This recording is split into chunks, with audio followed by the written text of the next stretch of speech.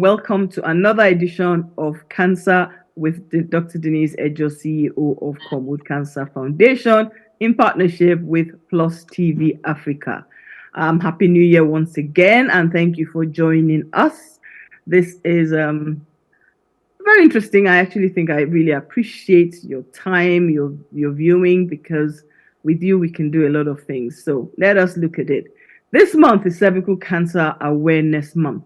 A lot is happening across Nigeria.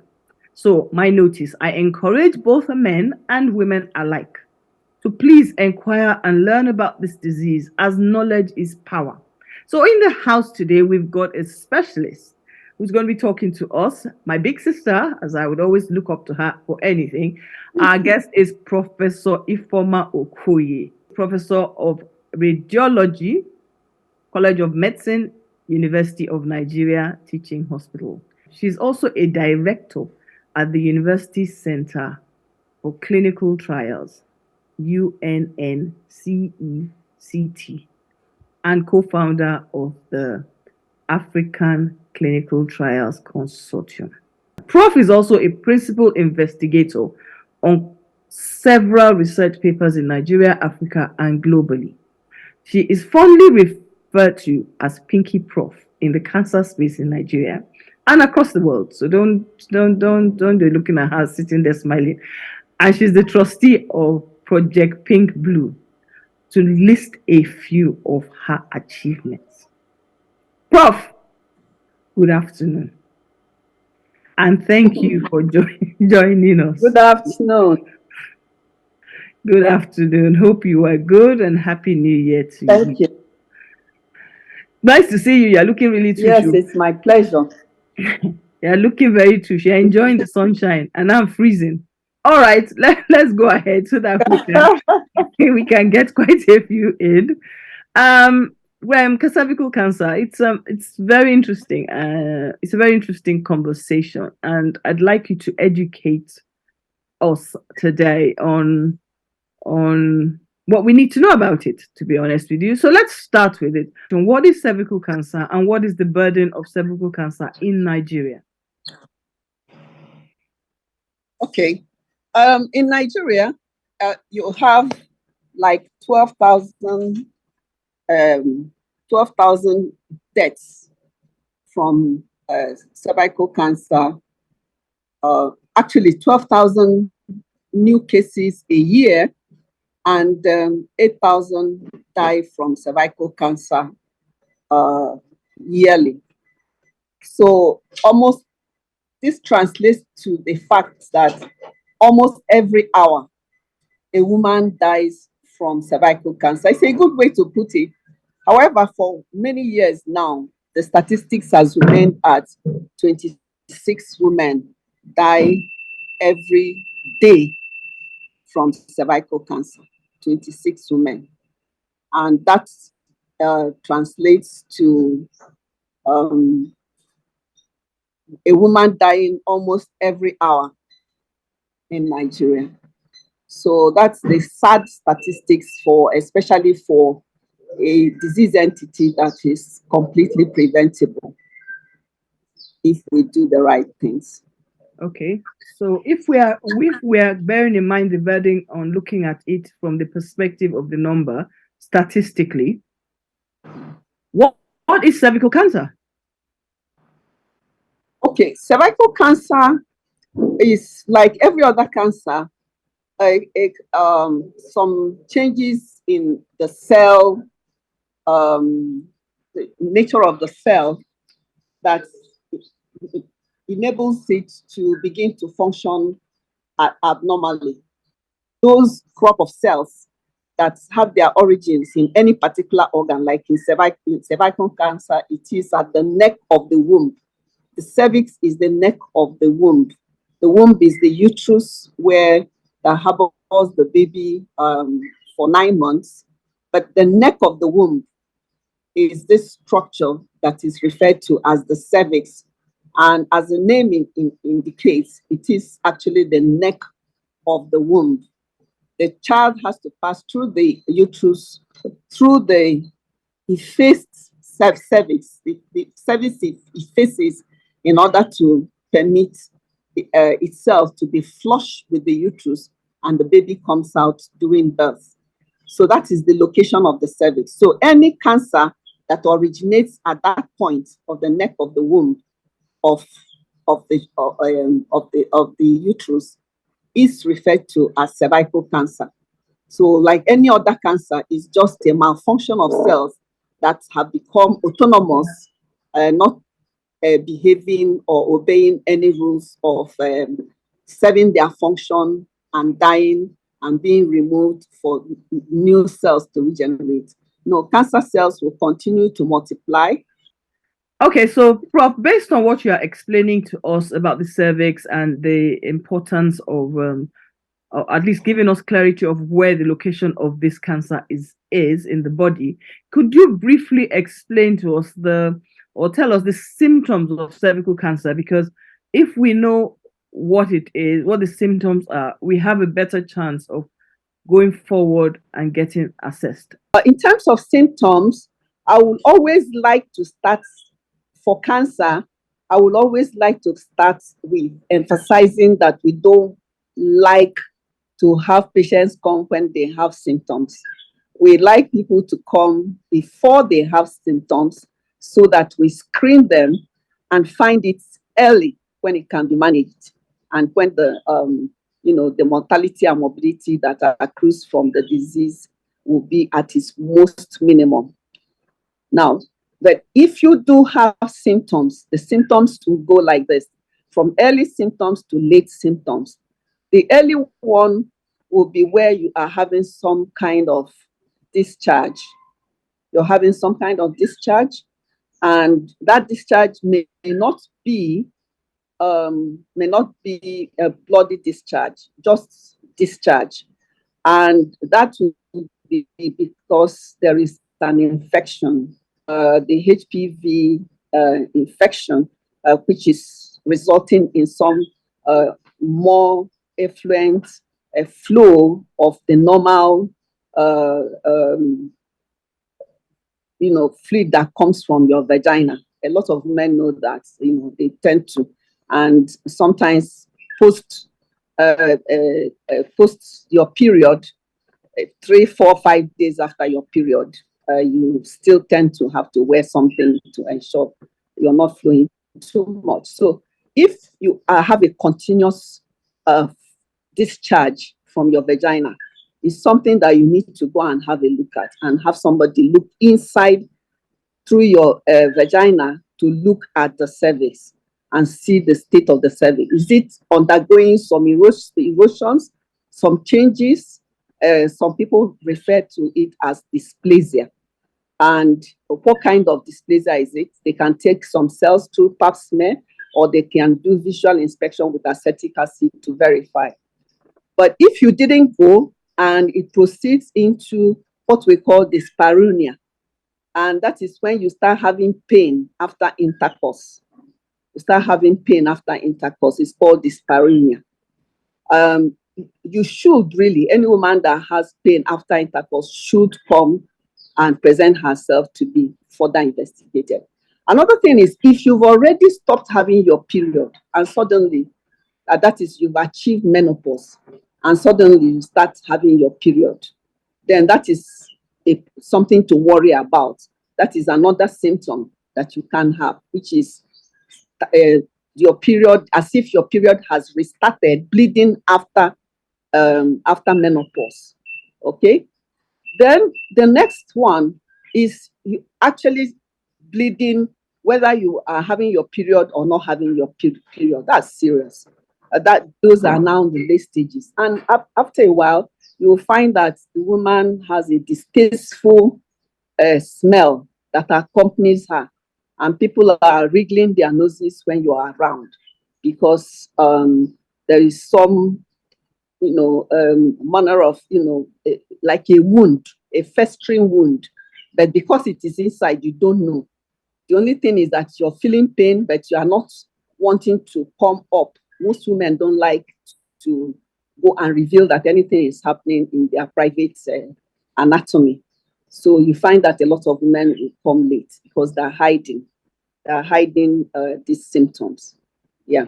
So these are the symptoms that you, and then of course in the very late stages you can have some fistulations where you have the cancer has eroded through the vaginal wall, connected to the anus, or it has ascended and the bladder is anterior, so it can also have a vesical vaginal fistula or vesical rectal sorry, yes, vesical rectal fistula. Yeah. And that's the idea. We're saying to you out there, if you need to have a check, you've got the idea of what the symptoms are. So let's look at, because the last thing we're going to focus on is going to be the awareness. What are the things to prevent us before we even get to this point? Is a key conversation for us today. So I'm going to ask you one question, and it goes: how long does it take for a woman to have the treatment plan for cervical cancer following all doing the treatment in the correct program? Does that make sense? Okay. So what usually determines the length of treatment is how long, what is the stage of this cancer. So if you come at the late stages, of course, it's going to be a lot of complications coming with it, a lot of interventions. But if you come early, especially if you were detected during screening, a screening is when you do not have any symptoms, but because you are of the right age, you have made yourself available at the right hospital service or screening center to be screened for early detection. So if you're early detected, then you could have been detected at the stage where it is not cancer yet. That's the pre-malignant. It's not cancer yet. And all that needs to be done is to virtually like ablate those areas of dysplasia, those areas where the HPV, that is the human papillomavirus, has caused changes, either by cryotherapy or by other methods which the gynecologists have an ability to use to clear up those changes. Now, those changes by the human papillomavirus is very interesting to know that you have to have sustained infection with human papillomavirus and untreated for close to 10 to 20 years before you have, the changes that will convert to cancer, to become cervical cancer. Now, when it becomes cervical cancer, you can have what they call micro, the one that you can only detect through looking at the cells on the microscope. So that is the stage where there are still very, very interesting and curative procedures that can be done for that patient in that option. And that patient can achieve, you can achieve cure quite easily. You can achieve cure for such a patient. But then if you come in the post microscopy stage, where you now, just by viewing, you are already seeing all the changes. And those changes, when you take your pap smear, it reveals that definitely this patient has cervical cancer. Then you need to have other options like surgical treatment.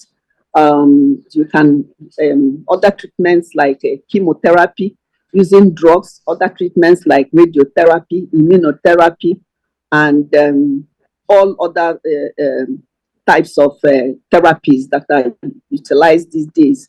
The more high-ending, the higher the cost for such a patient. Thank you, Prof. Well, that's Very detailed. Okay, so at what age should we start doing the cervical cancer screening, and how often? Okay, for screening, earlier on, there was this idea that it's mostly postmenopausal women that will come up with it. But when, of course, the association with the HPV, the human papilloma virus was seen, and it's now gated into the age of first sexual, activity. So the earlier the sexual activity, the earlier the exposure to the virus. And then, of course, if you now put in like 15 to 20 years, you will almost be arriving, because some studies have shown that it's as early as 9 years. Some have shown it's as early as 14 years, 16 years. So if you add up, you'll be getting yourself into, from after 20, one should, could have cervical cancer, really, because the earlier the sexual exposure. And of course, in some cultures, there are females that, would get married earlier. That is early marriages. So in such cultures, like in Nigeria now, breast cancer is supposed to be the number one female cancer in terms of prevalence. But some authorities will tell you that in the northern region, where early marriages are prevalent, you find that there is a switch of cervical cancer being topping the list for cancers in women. In the entire of the African region, cervical cancer could be said also to top the list, and second being breast cancer. So it just depends on, some of the data that is available, which you can get against what the cultures are doing. So even in Britain, one of the British celebrities, she got her cervical cancer at the age of 24. And at that stage, nobody offers you cervical cancer screening in Britain at that time. It was with her case and the advocacy she led after her diagnosis that led to their reducing the age to 25. So from the age of 20 now, especially in the African setting with early marriages, one will say that it will be best for us to start screening from the age of 20. And you can do the kinds of screening you can do is either visual inspection with acetic acid, which is more affordable and more accessible and more available. The reason being that you do not need to have a pathologist's intervention in the process of completing the cycle of the screening. Whereas if you do the one that is called papanicular smear, the pap smear, PAPS, most people call it, the pap smear, you will need to have a pathologist that will, that will interpret the outcome of the specimen that you have obtained. So for the other one, which is visual inspection with acetic acid or visual inspection with leucos iodine, you make the diagnosis right there that there are changes. You're not making a diagnosis that there is cervical cancer. That is only a pathological diagnosis. So you're making a diagnosis that there are changes that are, attributable to the human papilloma virus, and you can treat at the same time. So we call it see and treat. And you can treat with what is called a thermal ablation facility that is called the cryotherapy, and then that is able to put a stop to the progression of the changes that have started. And once you are able to put a stop to the progression of those changes, you can actually stop the process of its progressing to cancer. Now, not all human papillomavirus are oncogenic, have oncogenic ability. That is that are able to translate it to cancer. There are certain species that will result only in warts. Those are called low risk. But the high risk one are about 14, but out of them 16 and 18, I think 16 and 18 are the most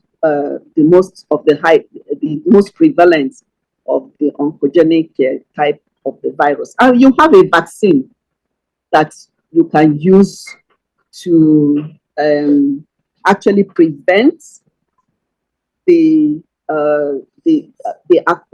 acquisition of the human papilloma virus.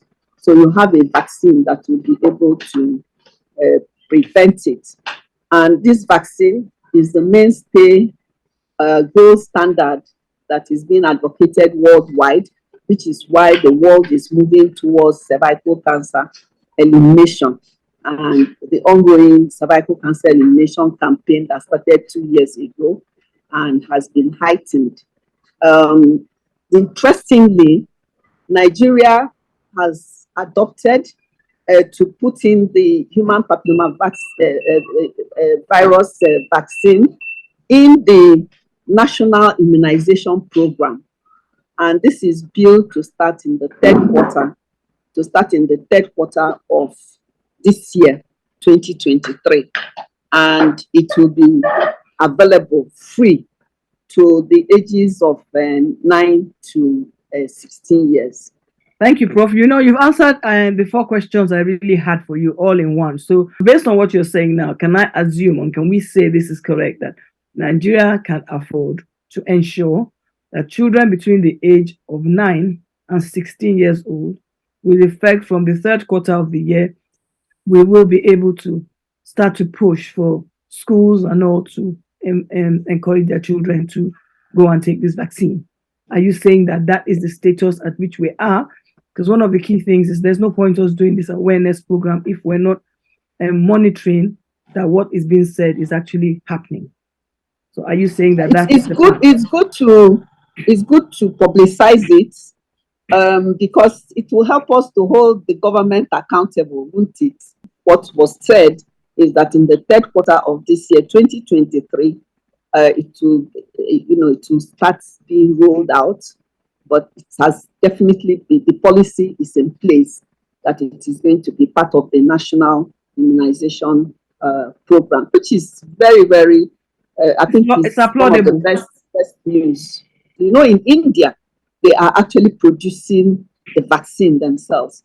So this is where we should be heading to, because we have a huge population, and it would be best if we could ourselves get into production of the vaccine. That's a very good way for us to end this, actually, in my view, because at least you've been able to share the fact that there is hope for all of us. So based on what you're saying to us now is that this cervical cancer is usually caused by this HPV. Now that is the human papilloma virus infection. That's correct, right? And it's a common virus that you get from having unprotected sex. I think we need to let people get clarity of what exactly it is. No, sorry, can I correct that? Whether you protect sex or you don't protect sex, I'm sorry. Even if you are protecting it with trouser, the human papilloma virus will be transferred once there is sexual contact. So that's unprotected sex now, not it's not unprotected sex means that protected sex means that you're wearing a condom. Yes, even if your condom is a trouser. It does not. Oh my goodness, we learn every of course, day. you know, there's the oropharyngeal, and then unfortunately also in people with HIV, you have a more florid infection, and their immunity, of course, is down. So anything that can bring down your immunity, people with chronic diseases or on any form of immunotherapy that need immunotherapy or something, like people with transplants, post-transplant patients, once your immunity is down, you'll have more propensity to have the HPV. But that doesn't mean that an able-bodied person will not have it. All right. So a point of correction to the viewers and to all of us that have had this myth, because now you see I've now learned a new myth. And that's one of the reasons I love this program, because I get all these consultants and all these doctors and all these specialists to come and tell us the myths from the facts. So thank you for that. You've clarified a new myth for us. But you will agree with us that there are no symptoms until the cancer starts to spread. So you don't really get symptoms except your normal discharge, and you can have it and not even realize that you have cervical cancer because you just have only discharge, right? And you may not have any discharge. Aha, you and see yet another there myth are that is being clarified. Yes, because if you ask people, okay, if you have discharge, come. No, don't have anything. Just by the virtue of your age, go and get a check. Thank you very much. So when you do a check, you're more likely to find it at the stage where there are just minor changes that can be taken care of right there in that one single visit that you have made. Fantastic. Thank you, Prof. Yes. It is very important to note that cervical cancer, we have to get the doctors to do the work. So let us not just assume that we can just decide that we are the doctors on the job, because we're not the doctors on the job. We need to go and get the help. And lastly, I want to point out that, as they've said, and we need to clap for ourselves and clap for Nigeria, and the fact that they signed it in, that we will at least have access to the vaccine up until the age of 16 from 9-year-olds, starting third quarter of this year. The vaccine is affordable. Okay, so but how much is it then? Okay, I think now for 2 doses should be around maybe 50,000, and this is the one effort. Nobody can do it for you. If you can afford it, make sure you go and get your tests. Go and do your checks regularly. Go and if you have children, get them to do it. And please understand, I have had my own children, and they've all done it, and they are all totally vaccinated to the last. I want to say to Prof and to the viewers, thank you all for joining us, especially on this conversation of cervical cancer. We appreciate the management of Plus TV Africa for sponsoring this awareness program. And to all our followers, we want to say thank you for sharing the cancer awareness episodes, clips, facts, and support us. Thank you all, because together we fight, together we win. Follow us on our social media pages at Cornwall Cancer Foundation. .org. You can find us there. Share, subscribe, and click on the notification buttons. You will always find us. Instagram, Facebook, YouTube, and LinkedIn, everything, we're there. Just try and ask the questions. Don't sit down and pretend you don't know. Thank you all for joining us today. It's been very nice chatting with you. And above all, thank you, Professor Ifoma, for actually being with us. You really did a good job with us. Thank you. And have a lovely week. God bless you all.